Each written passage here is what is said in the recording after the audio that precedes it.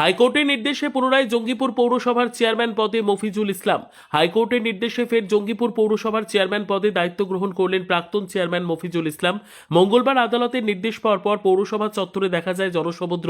হাজার হাজার মানুষ মিছিল করে এসে ফুলের মালা দিয়ে তাকে সম্বর্ধনা জানান। একই সঙ্গে ভাইস চেয়ারম্যান পদে বহাল থাকলেন সন্তোষ কুমার। উল্লেখ্য, প্রায় 30 থেকে 40 দিন ধরে জঙ্গিপুর পৌরসভাকে ঘিরে রাজনৈতিক উত্তেজনা চরমে উঠেছিল। তৃণমূল কংগ্রেসের বিধায়ক জাকির হোসেনের সঙ্গে পৌরসভা নেতৃত্বের দ্বন্দ্বের জেরে চেয়ারম্যান পদ হারান মফিজুল ইসলাম। এরপর পৌরসভার দায়িত্ব প্রশাসনের হাতেই তুলে দেওয়া হয় এবং এসডিওর তত্ত্বাবধানে পৌরসভা পরিচালিত হচ্ছিল। সে সময় চেয়ারম্যানের বিরুদ্ধে একাধিক অভিযোগ তুলে আনন্দোৎসবও পালন করেন বিরোধী শিবিরের অনুগামীরা। এই সিদ্ধান্তকে চ্যালেঞ্জ জানিয়ে মফিজুল ইসলাম হাইকোর্টের দ্বারস্থ হন। সমস্ত দিক বিচার বিশ্লেষণ করে আদালত তার পক্ষে রায় দেয়। সেই রায় মেনেই মঙ্গলবার তিনি পুনরায় চেয়ারম্যান পদে নিযুক্ত হলেন। এদিন পৌরসভার বিভিন্ন এলাকা থেকে আসা সাধারণ মানুষ অভিযোগ করেন, প্রশাসনের হাতে পৌরসভা থাকাকালীন পরিষেবা পেতে চরম ভোগান্তির শিকার হতে হয়েছে তাদের। ওয়ারিশন সার্টিফিকেট সহ একাধিক জরুরি নথির জন্য দিনের পর দিন ঘুরতে হয়েছে বলে জানান তারা। চেয়ারম্যানের দায়িত্ব গ্রহণ করে মফিজুল ইসলাম বলেন, যারা অপবাদ দিয়ে আমার পদ কেড়ে নিয়েছিলেন, হাইকোর্ট সবকিছু স্পষ্ট করে দিয়েছে। আগে যেমন কাজ করেছি তার থেকেও আরও ভালোভাবে মানুষের পরিষেবায় নিজেকে নিয়োজিত করব।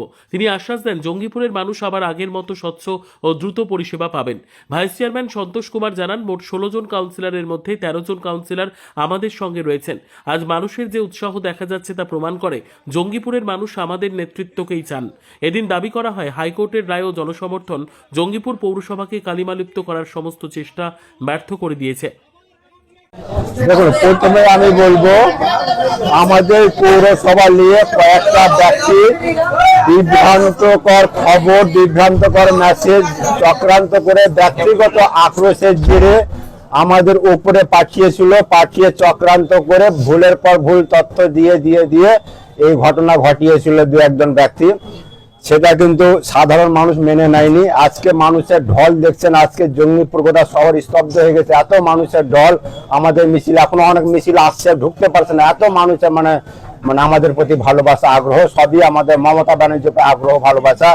আজকে আমরা এখানে এসেছি, সবকিছু করেছি একমাত্র মানুষের ভালোবাসায়। শুধু মানুষের ভালোবাসাই নাই, সেই সাথে সাথে আমাদের উচ্চ নেতৃত্ব যা আছে, মমতা বন্দ্যোপাধ্যায়, অভিষেক বন্দ্যোপাধ্যায় সাপোর্ট আমাদের সঙ্গে আছে বলে আজকে আমরা এই জায়গায় আসতে পেরেছি।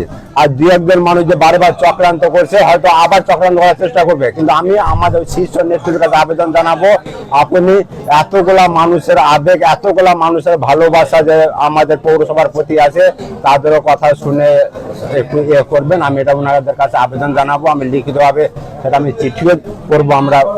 আর আমাদের আজকে দেখুন, যে কয়েকটা কাউন্সিলরকে ভাঙিয়ে ভুল ভাল তথ্য দিয়ে বলেছিল, তাদেরকে চেয়ারম্যান ভাইস চেয়ারম্যান করে দিয়ে টোপ দিয়ে যে নিয়ে গিয়েছিল, তাদের সেই সব কাউন্সিলরগুলো আজকে ভুল বুঝতে পারলো।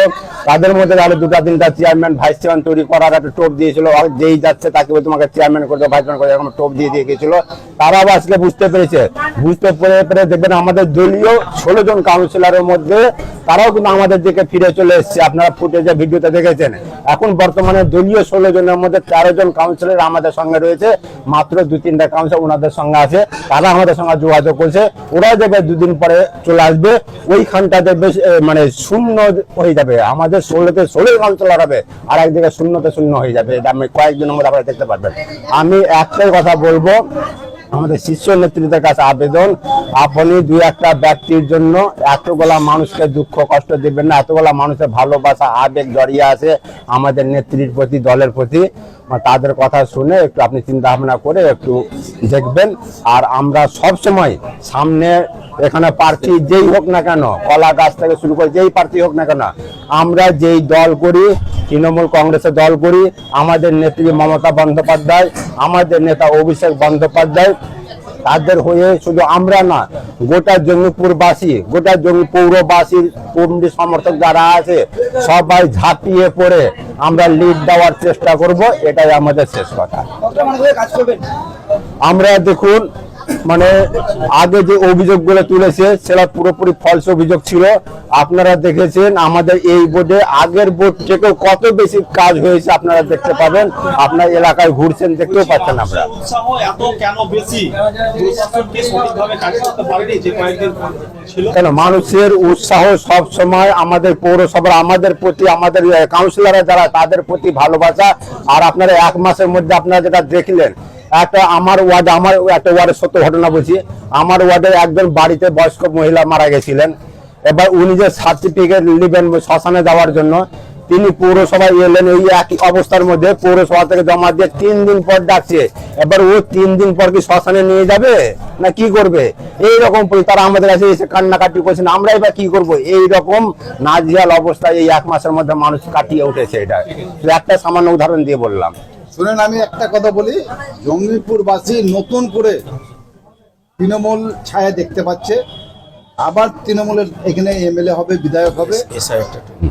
আর এটা আমরা বুকে হাত দিয়ে বলতে পারি। আপনারা আজকে দেখেছেন জঙ্গিপুরের বুকে কি র্যালি, কি মিছিল, সব মানুষ এসছে, কোনো মাইক করেনি, কিছু করেনি। আর একটা কথা বলছি, এসআই নিয়ে যে মানুষ বিভ্রান্ত, মানুষগুলো মানে আমাদের নির্বাচন কমিশনার করছে, সেটাকে আমি বলবো আমার সরকার যাতে এটাকে পুরোপুরি ভাবে নিজের কন্ট্রোলে নেয়, এটা আন্দোলন করে। আজকে আমি এসআই নিয়ে আন্দোলন করেছি, আর পৌরসভাতে আমরা সব কাউন্সিলর নিয়ে জয়েন করেছি। আমাকে এসআই এর চিঠি দিয়েছে, সামান্য টাইটেলটাকে আগে করে দিয়েছে বলে আজকে আমাকে চিঠি করেছে। আমার 4টা ছেলেকে চিঠি করেছে, 3টে ছেলেকে চিঠি করেছে। তো নির্বাচন কমিশন মানুষকে হ্যারাসমেন্ট করছে। এইটাই আমি দিদিকে বলবো ভালো করে যাতে দেখে। আর আমরা তৃণমূল করছি, আগামী দিনে আমরা তৃণমূল পৌরসভাতে যে 5,000 লস হয়েছিল, সে লসেরও কারণ ছিল আমরা কিন্তু বলেছি। আমরা যখন কলকাতায় সব কাউন্সিলরকে ডেকেছিল, সব কাউন্সিলর দিয়ে বলেছি কিসের জন্য লস হয়েছিল। তো সেটা আমি যাব না। তো আগামী দিনে পৌরসভাতে লিড দিয়ে আমরা দেখতে পাবো।